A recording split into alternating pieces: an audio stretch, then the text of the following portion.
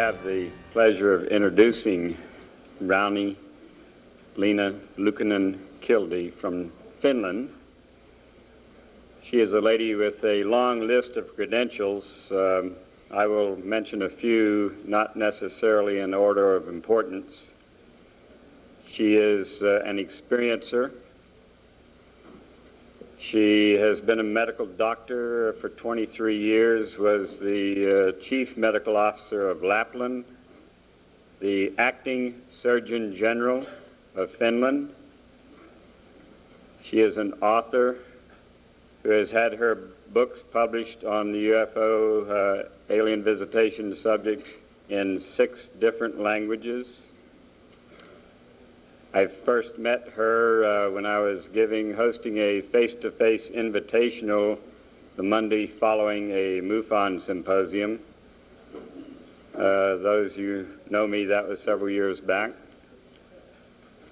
I found her to be a wonderfully feeling and very wise lady. I'd like to now introduce Rauni Luukkonen-Kildi.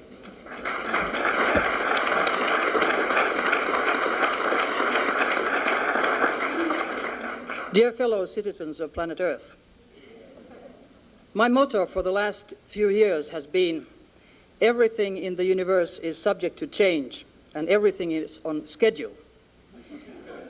I found out 1 hour ago that I was going to speak to you. So I take that my motto is correct. We are living today in the most exciting era of human history as we know it today. And I stress, as we know it today, because actually we do not know human history as it really has existed, like the ancient astronauts, quote, quote, and the artifacts that are found all over the world are showing us. We may be thinking that Neanderthal people about 100,000 years ago were the first humans on planet Earth, but there is evidence that we have found artifacts like a silver vase in stone, which is over 2 billion years old. Who made that? Today we are in the era like it happened in the States in 1903, when the Wright brothers were flying for the first time in Ohio with their first aeroplane. It's interesting that in my mind nothing in the world in attitudes has changed, because at that time they were flying for 5 years around a field, and next to the field there was a railroad. And of course all people traveling on the train were flabbergasted and looking at this flying object in the sky, to the extent that the train even stopped so they could have a closer look. So there were hundreds of witnesses who talked about this. And what did the scientific community do, and what did the military do? It was published recently in a Finnish paper that George Melville, who was at that time US Navy's Contra-Admiral, he had written in North American Review 1 year before that even trying to fly is totally idiotic. Also in the scientific world, Johns Hopkins University's astronomy professor Simon Newcomb said in the Independent newspaper, where he scientifically, quote, quote, proved that it's impossible that we can fly. What has changed for today? Nothing. Thousands of people today see flying objects, UFOs, around the skies, report them, and the scientific community, the mainstream, says it's not possible, and what does the military do? Deny it. So we're in the same situation. But what did it take that the Wright brothers got their recognition? US President Theodore Roosevelt, 1908, at Fort Myers, arranged a demonstration of flying, and then scientific community, journalists, and military had to believe. So are we to wait that Bill Clinton is going to invite them to the White House? Or are we to wait that Boutros Boutros-Ghali is going to invite them to land at the UN Plaza, which of course would be more appropriate, because no nation but the UN can represent planet Earth. But we're making progress. When cosmic cultures are meeting, and they are meeting today like they have been meeting for thousands and thousands and thousands of years, as long as humankind has been on this planet, and of course nobody can say exactly how long we've been here, and nobody can say when and how the Big Bang, if it ever happened, really happened. I was attending in Washington, D.C. in May, the Cosmic Cultures Conference, and it was interesting that we were all asked to write our aspects of the UFO phenomena and ask, for instance, what are the dialogue's most important components? And would you think that the answers were, number one, the components of us meeting the cosmic cultures, our brothers in the universe? Number one was spiritual. Number two was educational. Number three was philosophical, etc. And the last ones were scientific, political, and military. Totally differently from what we think in the normal day of today. My own contacts with our cosmic brothers began already when I was 5 years old, but I had no idea about it until just a few years ago. And from own experience, and of course after researching the field for quite a few years, I have found out that that is mostly the case, that we only know the tip of the iceberg. That is, most people who are contact persons to other dimensions are not aware of it in their daily life. And it needs a trigger. Maybe it can be a catastrophe in the family, or an illness, or a car accident, or death, whatever. Something happens that you open up. It could also be hypnosis, like in my case. I'd been lecturing about parapsychology in the University of Wisconsin quite a few years ago, and there I met Andrei Puhari, who brought Yuri Geller to the Western world. We had a dinner date, and Andrei told me that Yuri is flying with UFOs. And I said, come on. And when he said he is flying with them too, then I said, look, you're a respectable doctor. I can't believe this, but if that's true, why don't you take me along? Well, he said, where do you live? And I said, I live next to a river in Lapland at the Arctic Circle in Rovaniemi in Finland, and my neighbors are used to anything. If a UFO lands, they just say, well, she goes again.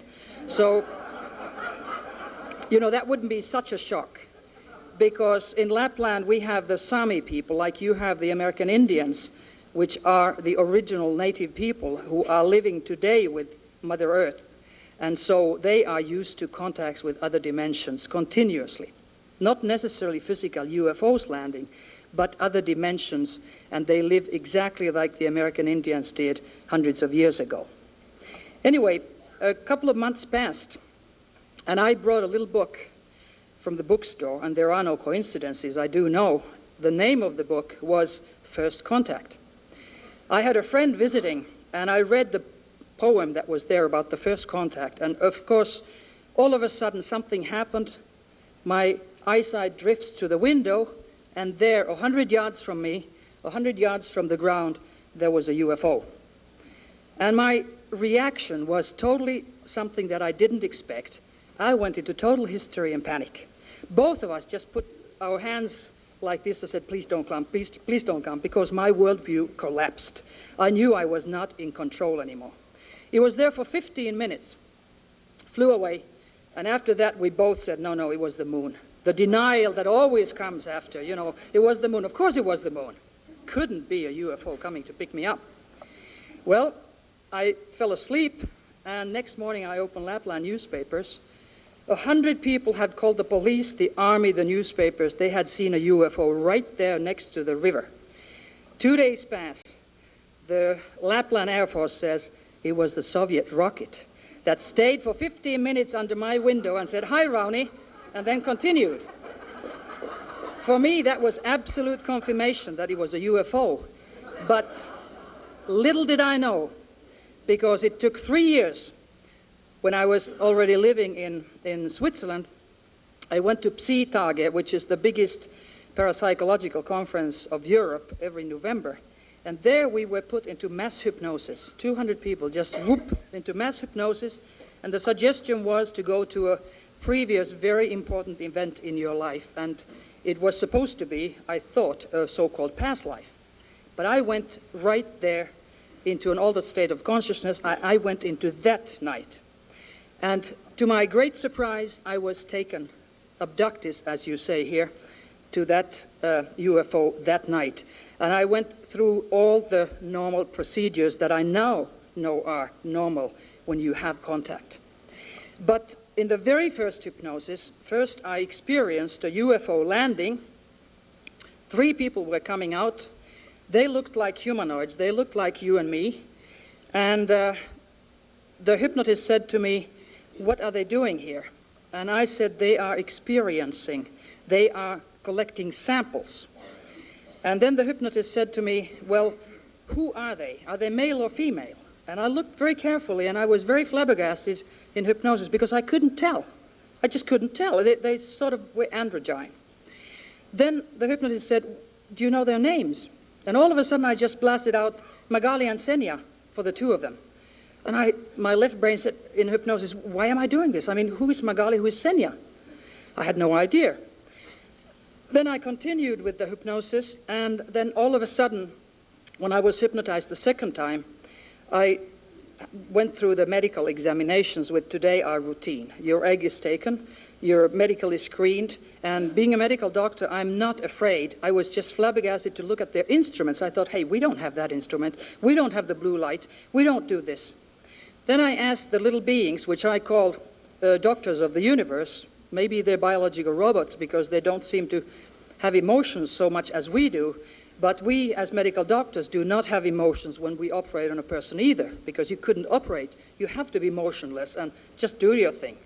So I asked them, "Why are you doing this?" Because they put an energy mass over my body. It didn't hurt, but it was in some way a little bit uncomfortable. And so I said, what are you doing? I mean, why are you doing this? And the answer was interesting. They said, "We are making a copy of your body for cloning."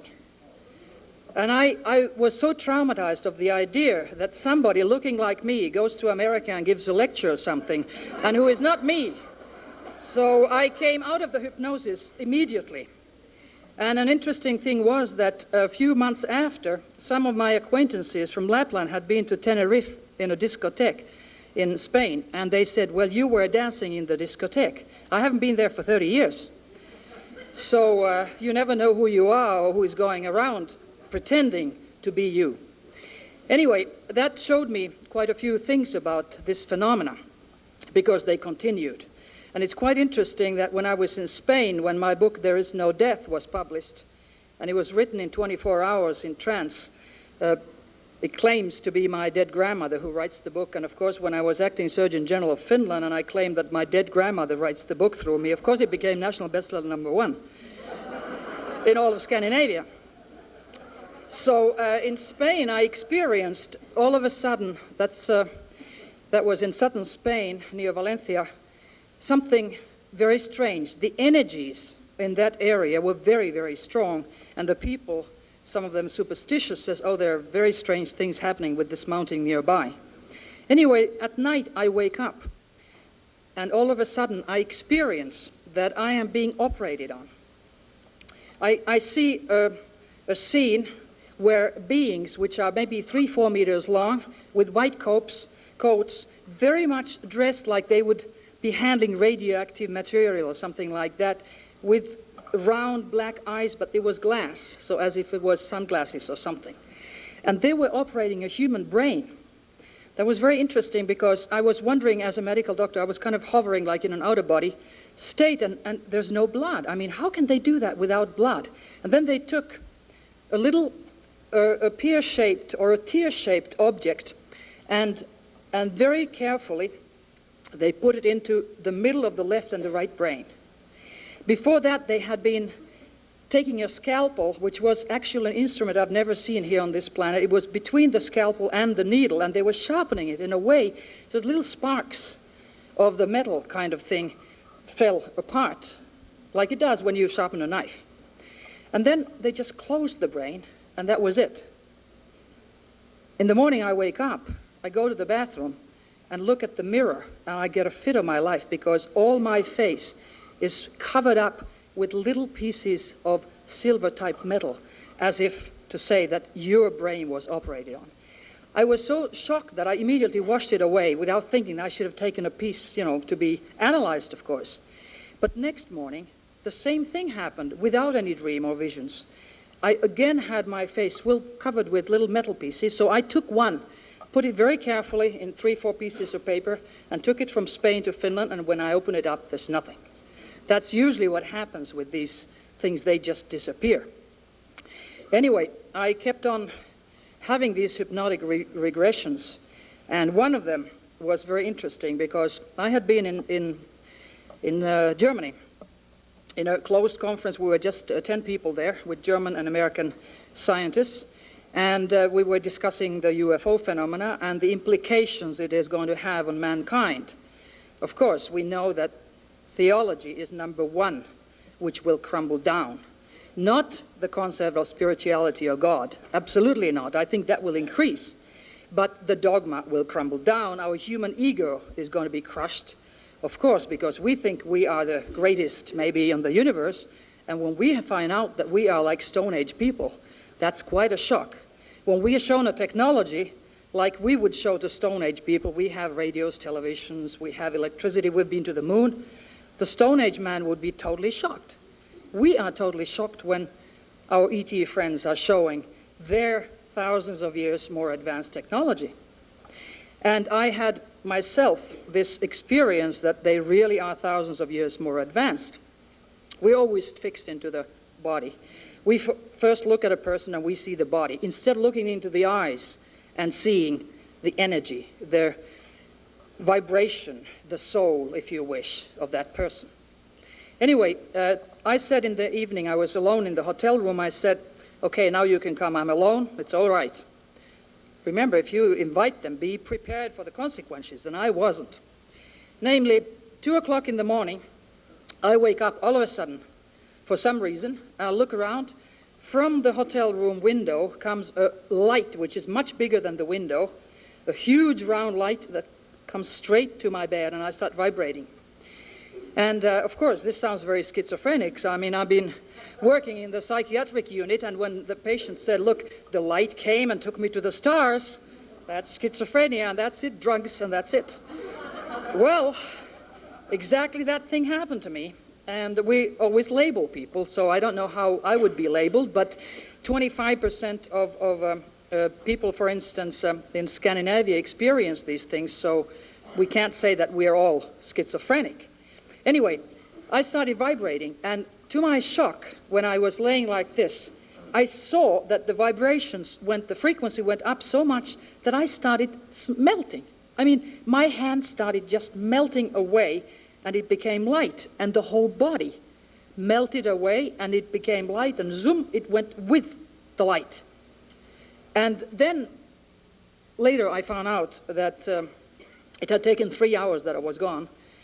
And when I came back, my consciousness was, I don't know where, in the air somewhere, but I saw the hotel room, and I saw little pricks of light, points of light, throughout the room, and they started getting together like this. It became denser and denser and denser. And all of a sudden, they became my physical body, and I was laying again in the bed.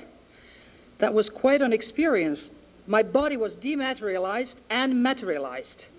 And it took 3 hours. Whatever I did up there, I didn't know. So I wanted to be hypnotized by a friend who is a doctor, and it was very interesting because I'm very easy to go into hypnosis, into an altered state. But that time, it was just almost impossible.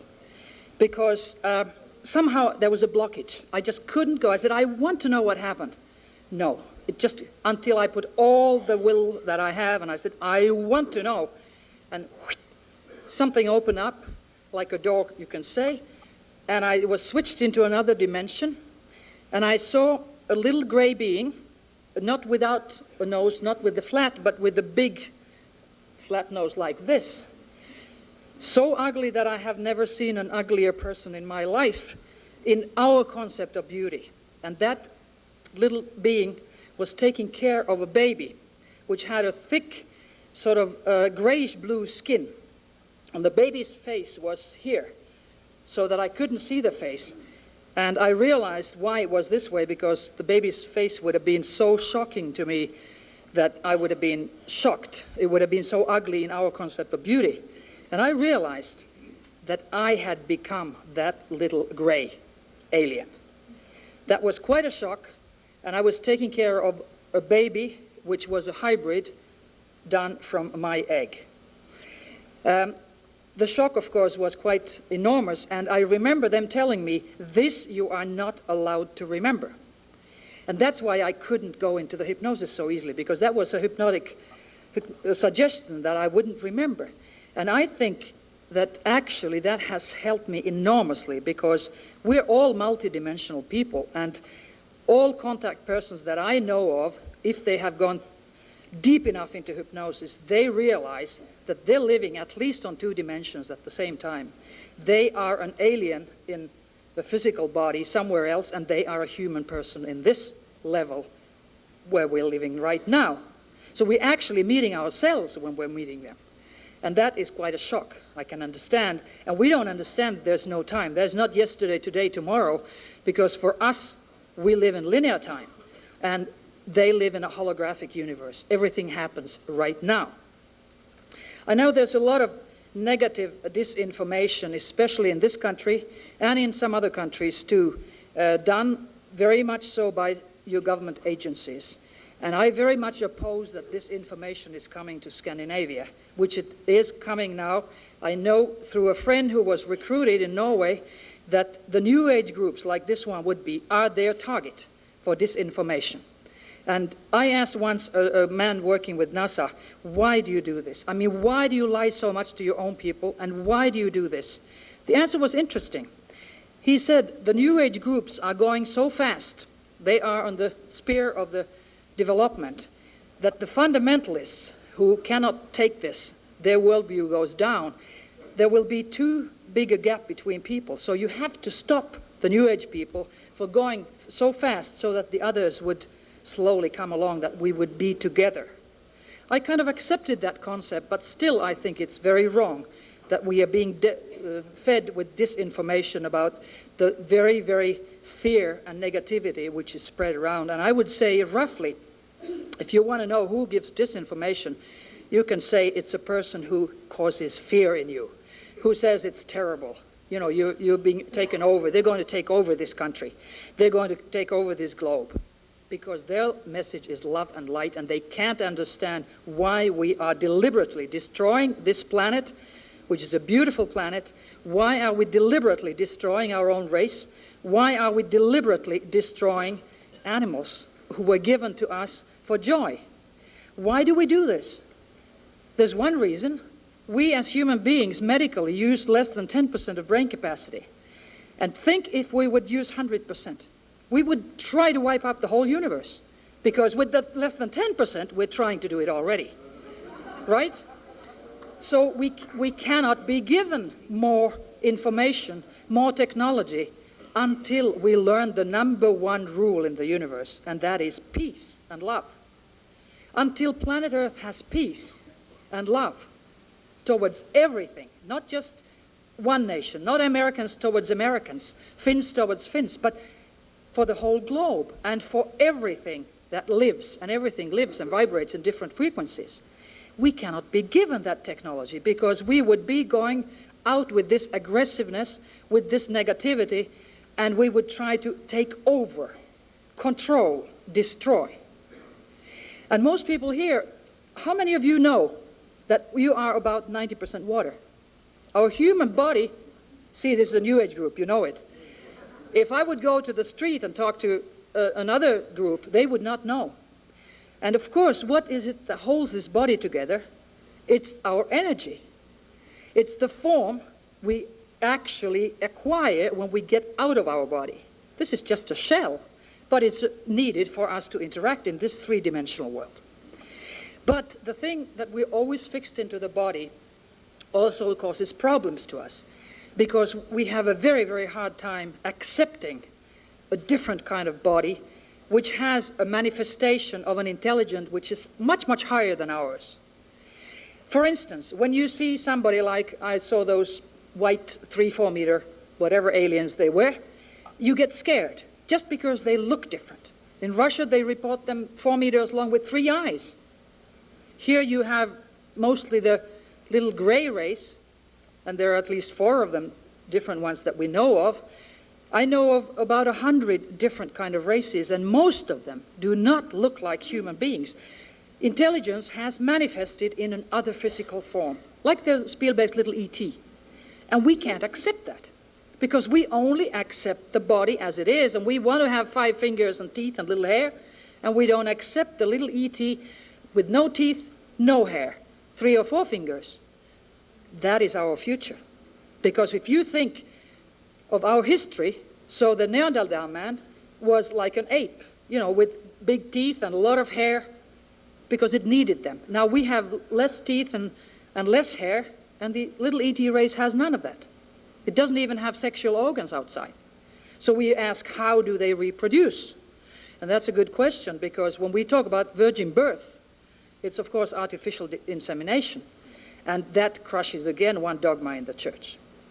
I have a friend who has contacts to very many different dimensions, and he draws pictures, and we don't accept, for instance, that your skin color is different usually. But we do accept black and brown and white and yellow. But what do we say when somebody shows a blue face? We say, no, no, no, this is not possible. Or what do we say when somebody shows a violet face? We don't understand that our limitations and frames cannot be put into the universe. We have our limitations, and we want, with less than 10% of brain capacity, to understand the vast universe, which we probably wouldn't understand with 100%. But that is our defect, and we have to acknowledge it, and acknowledge that we do not know, and we are not the ones who are in control, and that's very hard, because it seems that somebody else controls us. But I, from my experience, would say that those who control us, we have given our consent to it. We have said, yes, I am coming here, I'm trying to help to raise the vibrations of this planet. I'm trying to experience life as a human being. I'm trying to change from my negativity to positivity. I'm trying to change from meat eater to a vegetarian. I'm trying to leave out sugar and alcohol. It's very difficult, but at least one tries. And when you try, a door always opens.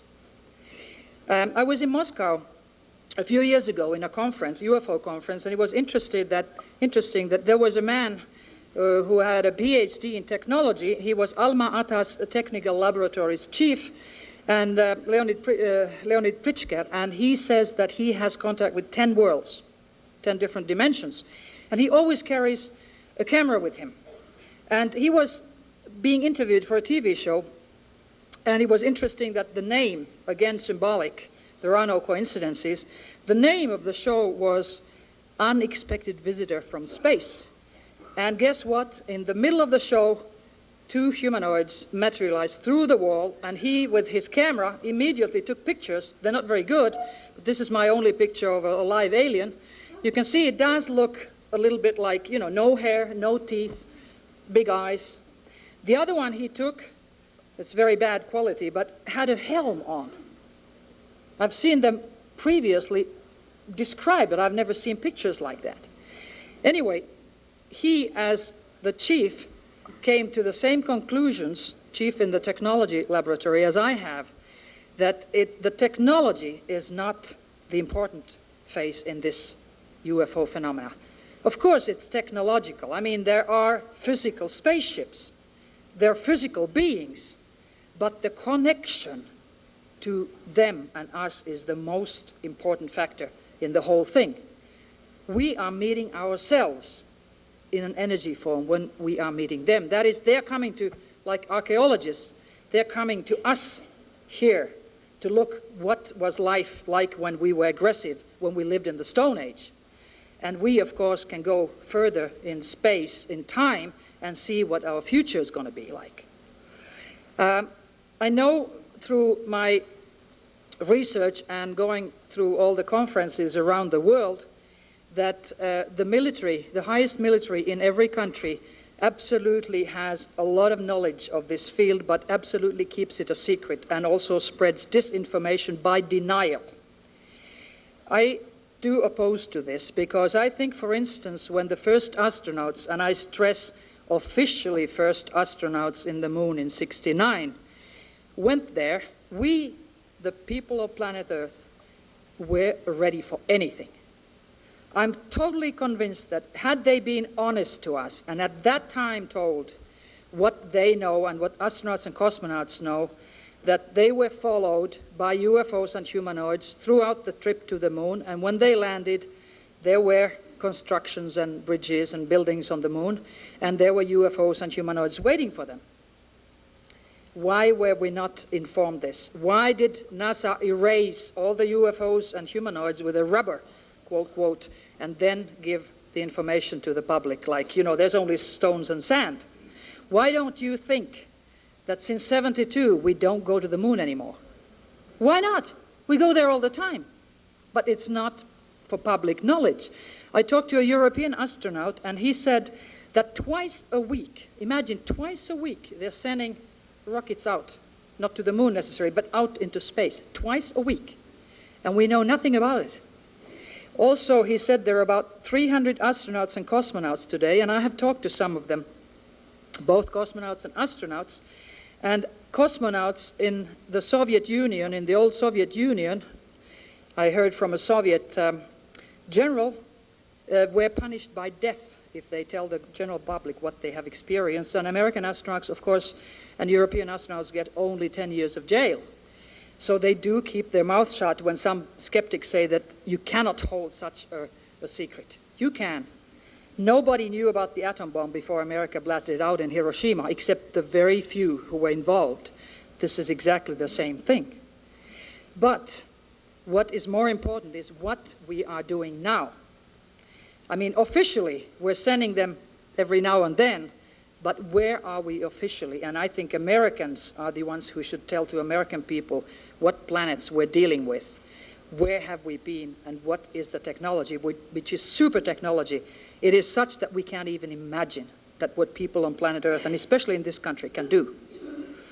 The astronaut told me also of the changes that happen to a human body when they go into space, and I didn't know that before.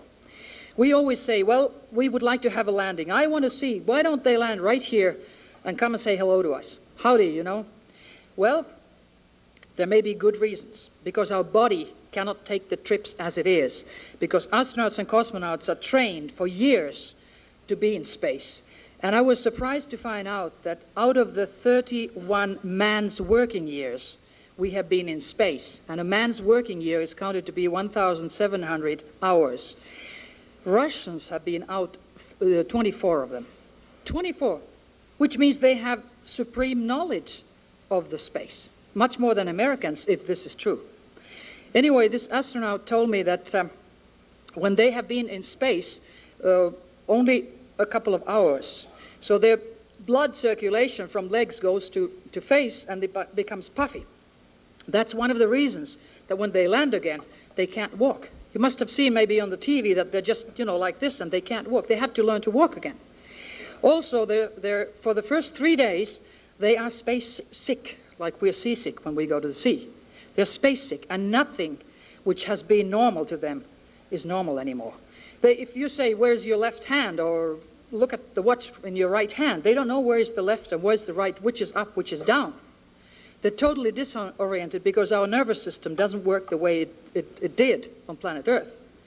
Also, in 1 week, they lose 1 liter, 2 pints of blood. Instead of 5 liters, they have 4 liters of blood. And then, without being dehydrated, altogether they lose 2 liters of liquid. Also, their leukocytes in blood stop dividing. So there are big changes happening to the physical body. And when they have vegetation and they have flies, fruit flies, and other things for experiments with them, the fruit flies that usually live 34 days here on planet Earth, they live only 18 days in space. And actually, there's not one single human being or a medical doctor who can say how many years can our body tolerate being in space. We don't know. So the cosmonauts or astronauts are really pioneers because we don't know what are the consequences when they are a long time in space. That, of course, is a reason why most of the contacts with ETs are psychical and not physical, because also they have an electromagnetic field around them. And I heard this from an American expert, because when I told him about my first experience, physical experience, that I got into history in panic and I couldn't understand. I had invited them to come. So he said that if it was so close that 100 yards from you, they have an electromagnetic field, and he said it was about 300 yards, which paralyzes all humans and animals, so we couldn't attack, because our first reaction is always fear. In Australia, they did a Gallup and asked what would happen with cosmic contacts. How do you react? About 70% of the people said, with fear. I mean, that's really a bad attitude. Why with fear? Because they are so superior to us in technology, but we forget also in moral, also spiritually. And because we are always fixed into the body, so we are afraid of anything that's different. We don't accept a different culture, different religion, different sexuality. How can we accept something which is so different and have contact? Number one, we have to accept the differences in this planet to understand that then we will evolve. Because in my mind, the whole thing is, the interaction is planned that our consciousness would expand, that we would become non-hostile, non-aggressive, peaceful and loving creatures who let all flowers bloom. We don't. Today, we want all flowers to look exactly the same as we are, have the same values, have the same knowledge. We don't want the variety, and we can't help it. That universe is only variety. And all the time new races are being born. All the time old ones are dying. We're crying for dinosaurs. Now, I would ask, how many of you really care? What would you do if we had dinosaurs? I mean, what would you do with them? You would go to the zoo and look at them, right? That's what ETs do with us. Some of them come here and say, we come to look at the zoo. We are the zoo. Some of them say, we have a scientific mission. And that is interesting, of course, because they are taking their egg and sperm and they're creating this new race, which they have done all the way through. It's nothing new. I'm so flabbergasted always when I come to this country and people talk about 47 and Keith Arnold. I mean, come on, read your Bible. It's full. It's 350 stories about UFOs and humanoids. Hezekiel's first book, there came this thing from the sky which descended, and beings who looked like humans but didn't look like humans came out, which had faces like a lion or a bird or something like that. That kind of races exist. Or in Daniel's fifth book, it talks about how there were a lot of men in Daniel, and all the others were scared and they fled, and he lost all his energy. That happens often with contacts. You lose your energy. And then what did Daniel do? He said, Lord, because something descended. So of course it was a God or the Lord. Again, if we today think of it scientifically, so the theology, the dogma will crush. I don't think that's bad, but because I think the church has caused a lot of good things, but also a lot of bad things. As we know, it's very intolerant in many countries, and it tries to control, and now it's crumbling down. And I read just a couple of weeks ago in a Finnish newspaper that in Vatican, in Bishop's magazine, they have now an article where one of the padres was stating that also ETs need salvation, and they're going to make them into Catholics. Can you imagine? A good way trying, but they will not succeed.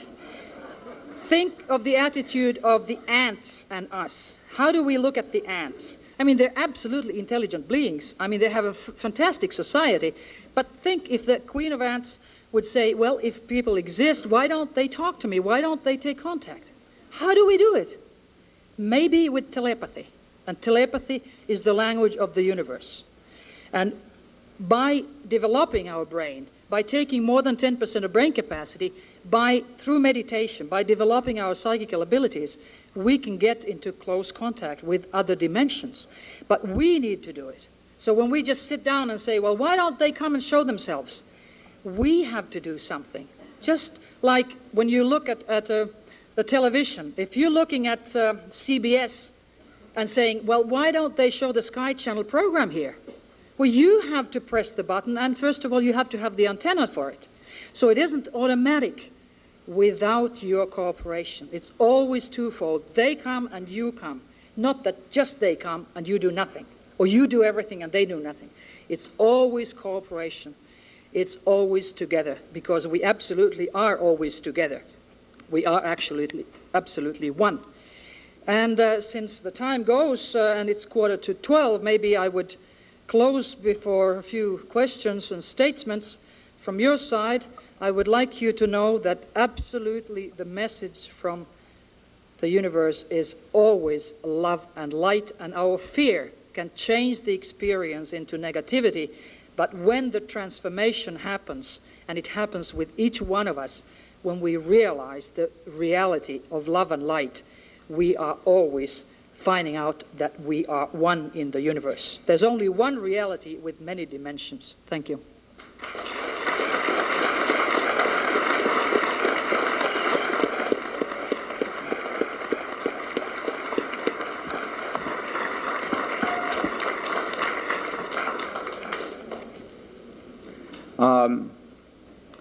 One of the other speakers had said that the Zeta Reticulans or one of the other alien races had come back to visit planet Earth. I have two questions. This is the first question.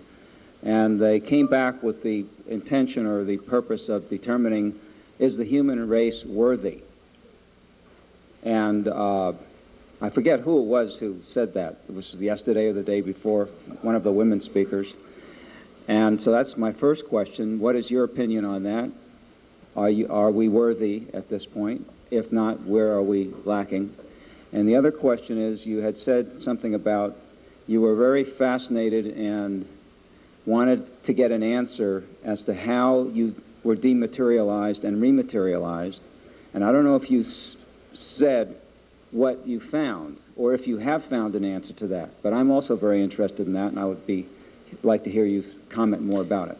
Your first question, are we worthy? I think we are absolutely worthy, but we have to change our attitudes from negativity to positivity. And we do have the chance, but in my mind, the time is 11:30 and 12, it's too late. And I can see the change already. I mean, the so-called green movement is expanding. The so-called New Age movement is expanding. People are changing. The time seems to be flying more and more. It's faster and faster. And people are questioning. They're searching for answers. The old world is crumbling, like the old institutes, be it church or the British, whatever is the house with the Queen. You see what they are doing. All these institutions are crumbling down, and they have to crumble, in my mind, before something new can come out. Your second question about the dematerial, I don't know their technology, but I presume that they have the ability to put any materia into atoms and molecules and then reassemble in any form, in any place in the space. And that, of course, is totally incomprehensible to us, at least to me today. My comment is I really enjoyed hearing your talk, and I'd like to put the word out. I mean, I'd really love to read your books, but I don't read Finnish, so... Finnish, Icelandic, Swedish, Norwegian, Danish, and one is in Spanish. Okay, well, if there's anyone out here in the audience that would maybe be helpful in having, a publisher put these books in English, I would love to see it. I can show you the last book's cover, Child of the Universe. This is in Swedish. I chose it, a dolphin, and this is planet Earth, but it also looks like a fetus, because Child of the Universe is each one of us ascending into the galactic community. And Child of the Universe is also mankind, in my mind, collectively coming to the realization that we are not alone in the universe. I wrote that book in 70 hours in trance. I'm an automatic writer, and all my books, except one, are in automatic writing. There Is No Death was written, like I said, through my grandmother, The second book, Messenger from the Stars, was written in 36 hours in trance, and I asked, who writes through me? The answer was, it's a group of extraterrestrials, and you belong to the group. Fine, I give my hand anyway. And the third book, Who Am I?, is mostly American military reports and Norwegian and Finnish contact persons' experiences. And this last book, Child of the Universe, I wrote in 70 hours, and I said, who writes through me now? There were many hand styles. The answer was, this is group work, and you'll get information later. After 2 days I meditated. I said, can I now get information? My hand wrote, this is group work. We are from wholeness. And I said, I don't understand what's wholeness. The answer was, of course you don't understand because you're so limited, but keep on writing. I get the royalties anyway.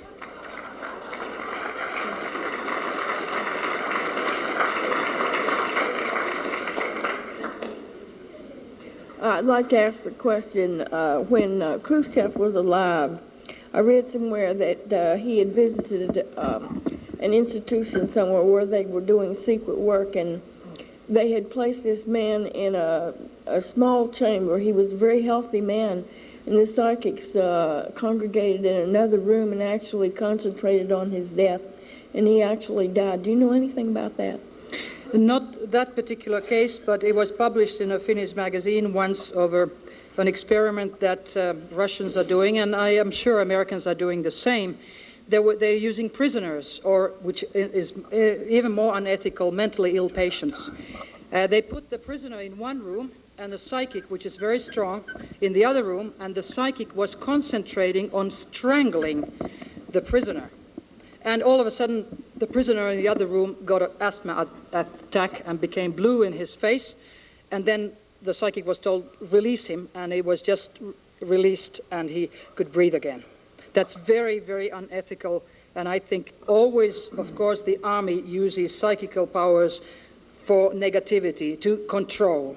Why don't we all in this planet use the psychical powers for healing of the planet and ourselves?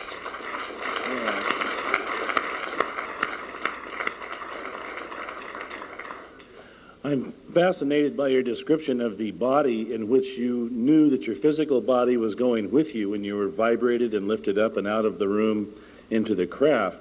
That state of being is different than what we're taught here by religions that have come to the East into the West, like Ekankar, where you have your physical, mental, emotional, etheric bodies. And a lot of people think when they're abducted, they're in their astral bodies. But there seems to be a difference between an astral body projection, when you can see your body on the bed, versus what you're describing, where you have a whole body of light, which might be like an ascension body, where you take your body with you. Can you talk more about these two kinds of bodies and your experiences? Yes, I have had out-of-body experiences and near-death experiences. My first out-of-body experience was in 85 when I became Chief Medical Officer of Lapland. And I decided that I'll try the techniques that I had read in a book, which one of them was that you relax and you concentrate all the energy from your fingers and from your toes and legs towards your heart and your brain. And I really relaxed and tried to take the energy, and all of a sudden I started vibrating. I felt that my hair stood up and I became cold, and it was like radio waves coming from toes towards the heart and brain, and all of a sudden, zick, I was in two. And I was floating in my energy body towards the ceiling. And the funny thing was that I was laying naked on my bed with feet up, with knees up like this. And in this energy body, the knees were also up like this. So I was exact replica of the physical. And I looked down and I thought, gee, I made it. And then I didn't know what to do. So I looked at the physical body, and none of you usually look at yourselves from that dimension, from outside, at your face. I thought, oh, I look like that. And then I saw that the face and the breathing was slower than normal. I worked as an anesthetist a long time ago, but I can count 60 seconds anytime. So I started counting. And he was breathing 10 times a minute, and normal is 20 times a minute. Then I got a little worried, and I thought, hey, wait a minute, I better check the pulse. So I descended and took the pulse of the physical with the energy body and started 1, 2, 3. That was 32 a minute instead of 60, which is normal. I got more and more worried because vital signs were going. So I took, with the energy body's hand like this, and my face was cold. And then I thought, gee, that is dying. So I got worried, and I thought, hey, wait a minute, mother, help me. You know, men in war in Finland always scream for their mother when they were in pain. I asked, mother, help me. And my mother was living in Helsinki, 1,000 kilometers south of Lapland. And immediately when I said that in my energy body, and all the thoughts were there, nothing was in the physical. And I'm a doctor, and I thought, gee, I have a brain down there, but it didn't think. It was like a dead body, a corpse of somebody else. And immediately I was transported to Helsinki, 1,000 kilometers away, and I saw my mother sewing a long dress by hand, and my niece was being babysitted. And I saw she was drawing pictures, and I wondered, well, gee, you know, where's my sister? And immediately I was transported to a cocktail party, and there I saw my sister flirting with a family friend. I looked around, his husband was no place. I started feeling sick. I don't want to see this. And then I went dunk back. I wanted to go home, and 1,000 kilometers again, and zip, I was there, floating above my physical body. And now I could feel the sort of string. They say there's a silver string. But while I was in Helsinki, I was just a point of consciousness. And while I was floating like this, and I very often get seasick, so I thought, hey, wait a minute, who's going to throw up? That one down there or this one up here? So I thought, wait a minute, if I throw up, I mean this one up here, she might suffocate down there, so I have to be careful, you know. All the thoughts were here, and then I just, I want to go back, and zap, I was one again. I was cold, I was stiff, and I was like, oof, gosh, what an experience. I fell asleep. Next morning I called my father in Helsinki. He's on the phone. I said, what was my mother doing at 8 o'clock last night? And he says, I can't tell you because it's a Christmas gift for you. I said, it's a long dress sewn by hand. And my father said, well, how can you know that? I said, I was there. I explained what happened. He says, don't ever tell anybody. I've always opposed my father, so I went to the Finnish press and told them. And interestingly enough, somebody through the American embassy contacted me. They were very interested on astral travel, but I said, I'm not for sale. Anyway, then I called my sister. I said, what were you doing last night? Oh, I can't remember. Your daughter was babysitted by Mom. Oh, yeah, where was your husband? Oh, in the middle of Finland, you know, on a business trip. And you don't remember you were in a cocktail party with Mr. So-and-so flirting? Silence. Don't interfere with my affairs. Click. No scientific proof, but proof enough for me that I had seen it. But the time is flying. It's almost 12, so I would like to close up with a poem which I like very much because it was written already in the year 1200 by Rumi, which is a Persian poet, and I think it assembles our life with other dimensions very well. And in 1200, Rumi said, once I was born and lived as a stone, then I became a flower. Once I died as a flower, then I became an animal. Once I died as an animal and I became a human being. So why would I be afraid of death?